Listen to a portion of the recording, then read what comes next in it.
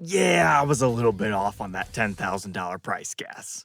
Welcome back, Troglodytes, to your daily dose guitar information, the Trogly's Guitar Show. In the Reverb review of the day, I saw this thing show up, $60,000. Oh my goodness, but this is that Gibson Garage London exclusive guitar. So the nitty gritty are 25 of these were made, and apparently they sold out so incredibly fast. There were people lined up all night, standing in line just so they could have the opportunity to purchase one of these. The London Garage certainly has the hype to build up these small limited batch run guitars. I thought it was cool that they gave these things a custom case as well. Instead of our usual red burgundy interior, it's a blue one, which vaguely reminds me of the original Hendrix V interior. There's also a circa 1975 Gibson case out there that looks similar to this one, so it was pretty cool in that respect. But when I saw he was signing them on the back, I was initially turned off. But the end result for a collector guitar, I kinda like it. Looks like it says Big Love and then his signature. Really large. Although I'm still unsure if they clear coated that or not. But I know, you're here to learn about the price tag. It was 17,500 pounds, which is roughly 24,000 United States dollars. In Gibson's posting, I didn't see anything about that going to charity this time. So that'd be a net profit of $600,000 just on 25 guitars. Now, if you take out your costs and credit card fees, etc., or at least that's how it seems on paper, but I believe that had the value-added tax in there, so the baseline price was probably $14,000. So once you take out the credit card fees, I would assume it cost Gibson maybe $3,000 to make each if we're being generous. And we're going to give Noel $3,000 too. Needless to say, they still probably made at least $6,000, even if there were other costs that forgot to calculate in there. So not quite a bad endeavor there. But they even had a few other additional goodies here for you, like a special sticker on your COA booklet. Looks like the model name is Noel Gallagher 2025, and then they've blacked out our number here, and we get a leather strap.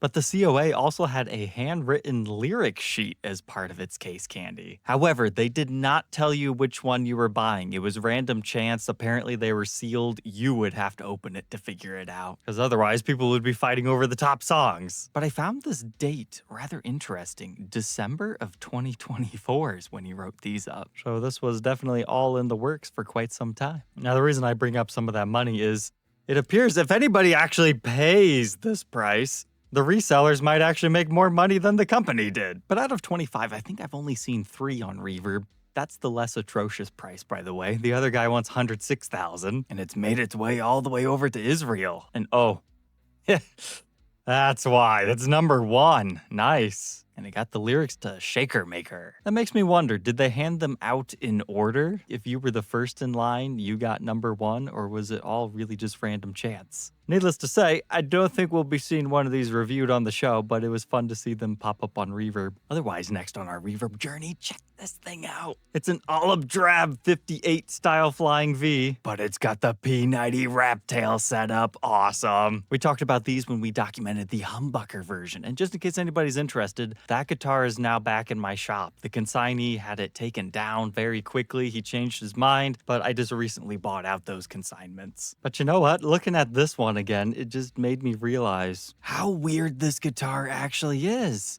It's no longer string through tailpiece.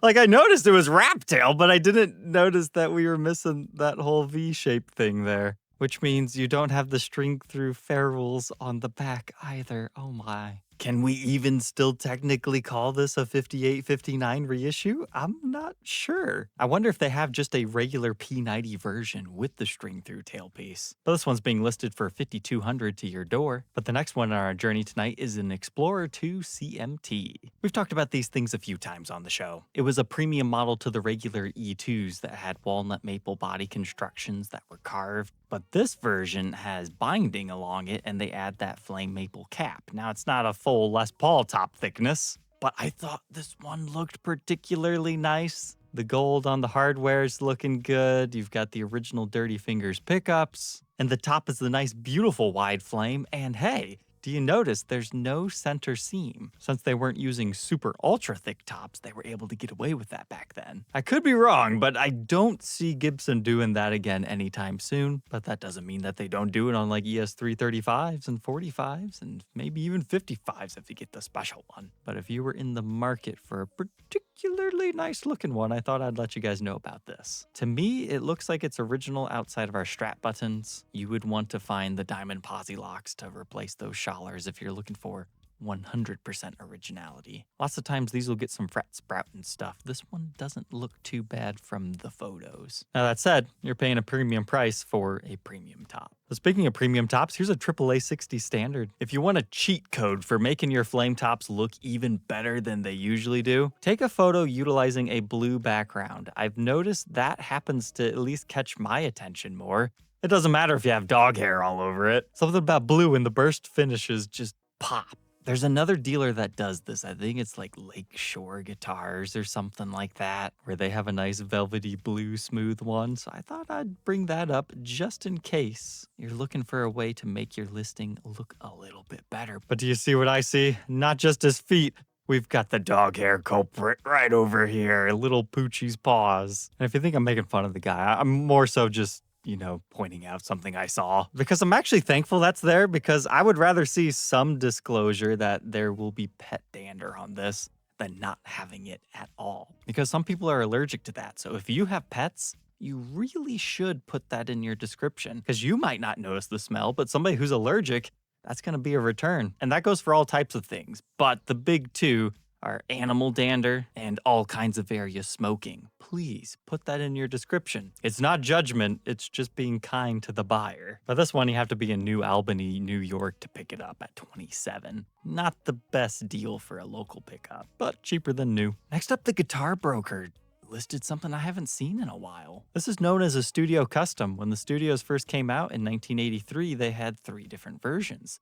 There's the Studio Standard, Studio Custom, and then there's the regular Studios. The major difference here is the Standards and Customs got additional binding. So for example, this one has the Customs 7-layer binding along the top. Then we have the single banded layering around our fretboard. Still the dot inlays, but that's something you kind of get used to and enjoy. The reason why these are cult classics are a lot of people love the 70s and 80s era, but they want one that's lighter. And since these are slightly thinner, but still have the Tim Shaw electronics and everything else the same, if somebody wants something that's a bit more dressed up, they go for one of these.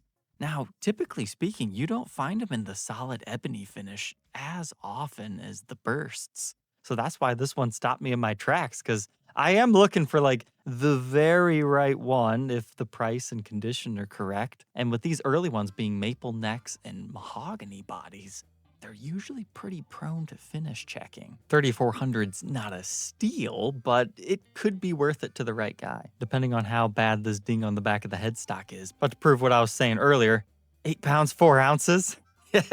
In that era, you're easily saving at least 1.5 pounds. Let's see, where's that ding? Okay. This is something that kind of annoys me about certain sellers. They only took 5 photos when Reverb allows 25. They really need to have at least 1 close-up, because there's also going to be interpretation issues here. This looks like the edge of the headstock has been severed and then somebody has used like a touch-up marker or a pen to make it less noticeable. I would consider that more than just a ding personally, but maybe that's not even the true story. So hopefully the dealer can upload some more photos, because everything else about that one, it's beautiful. I mean, even the gold, fantastic. You've got your posi locks hiding over here. I'm potentially interested in this, but not interested enough to reach out for more photos. So like with the whole dog hair smoke thing, take as many photos as you can, because you never know when you can get someone on an impulse buy. Same thing goes when somebody makes an offer on your listing. If it's acceptable, just accept it, because 9 times out of 10, if you counter an offer, you will never hear from them again. Thunder Road's our next stop in our journey. For $7,000, we've got a single pickup ebony Les Paul Standard. But to save some money, they based this off of a 58 reissue. So if I remember correctly, those are like what? 5,700-ish brand new versus the 67 for a 59 reissue. But what they've done here is they gave it the cream plastics, which isn't necessarily different, but look, looks like we've got a stock DiMarzio. That's sweet. We've got the ABR1 bridge. just a single volume control. When it comes to these whole just one pickup guitars, usually you get at least two, but that's an interesting choice. But it's not a natural back. I would have liked that even more. However, there's probably a reason for that, as this is part of their Stinger series. So brace yourselves for this. Regular headstock here, but then giant white Stinger back here. That's fun. With so many one pickup reissues being made, you definitely need something to help you stand out, and yeah, that's certainly one way to do it. But something else that bothers me about this one is if we only have one knob here, why do we need this entire route? It would have been so much cooler if they had Gibson Custom Shop just move your regular toggle switch one and just drill specifically for that, and then they could have had the additional marketing material of, this has even less weight relief than any other Les Paul. Because let's face it, that does take out a lot of wood. But at the same time, this thing's under 8 pounds, which is really good. So it still would have been a great weight, even if we added a bit more wood in there. Next is a slightly harder to find guitar up in Canada. This is a 34 burst ES235. It's an acquired taste, but the whole 235 model in general just did not last very long in the Gibson lineup. If I remember correctly, it was a late Henry J era thing, and then new ownership came in. They're like, nah, we don't want to make the 235 anymore. But bringing the 34 burst stylings back was very, very unique. Because back in the 30s, they would have these very small burst job patterns to them. So I get it. It's not going to be to everyone's taste. And it's not my favorite on like a Les Paul, but a model like this, it's always really cool. So when they do pop up, they tend to sell for a premium because there just really weren't that many made. I remember waiting for them to show up in stores and they just never did. All things considered, that's not the worst price I've ever seen on one. Then Watchtower listed this interesting 58 reissue. It's a hot rod at 55, which is just slightly less than a brand new one. I mean, if you like the flame design and the red Lucy-like colorations, I mean, that's just a nice flame top in general, like double flamed. If you don't like the weird truss rod cover, say in 58, you could always replace that with your vintage style one. But oh wow.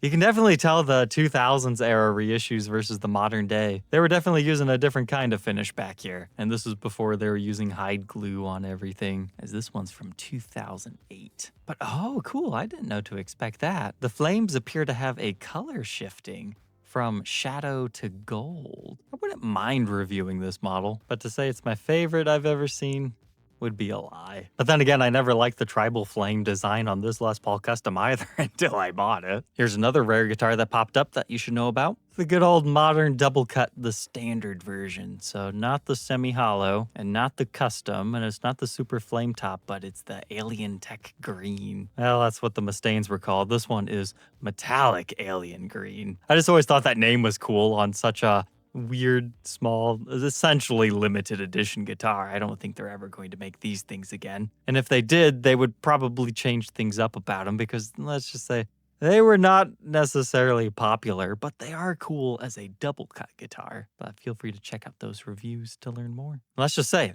that's a good price. That's within make an offer territory. If you can get it for $3, that's a deal. And to end out our episode tonight, we've got another rare Chet Atkins model. When we reviewed the Super 4000 in that episode, I said it's one of the rarer Chet Atkins model, because I hate saying anything's the rarest, because I do know of one that only has like 1 or 2 made. Now, is it the most desirable? No, but this is another one of those really rare Chet models. It is a fleur-de-lis version of his nylon classical, but it gets the fancy abalone trim with what looks like the brown binding. And then look, is that actually a sound hole or is it just an inlay? I think that's just an inlay. Okay, I see the guitar differently now. But then look, I like this little fret there. It's only for the middle 2 strings. That's funny. I really enjoy classical nylon string guitars, but this one being solid body, I wouldn't mind trying one out, but trust me, there's much cheaper ways to get into one of these. You don't have to get the super fancy Ultra Boy version. But hopefully one day we could document this on the show too. But just in case you're not familiar with these, it is solid. I mean, you've got your little wheel over here like they used on the Les Paul acoustics later on. And oh, now that I'm looking closer, is that a rosewood binding? Or is that just the mahogany back and they just routed it? Because now that I think about it, the fact that they just put a spruce top on the mahogany body, I wonder if they did any chambering. But nope, our next photo set does indeed show that's a rosewood binding. That is very cool. Very the Les Paul-like. I'll have to keep that one in my head because even our headstock here has the fancy The Gibson, another fleur-de-lis up there. And our serial number dates it to 1992. And it seems like this one got some playtime with a couple of dings and it's a slotted headstock. All right, troglodytes, I think that's enough guitar hunting fun for tonight. And we'll catch you tomorrow on the next one. Take care.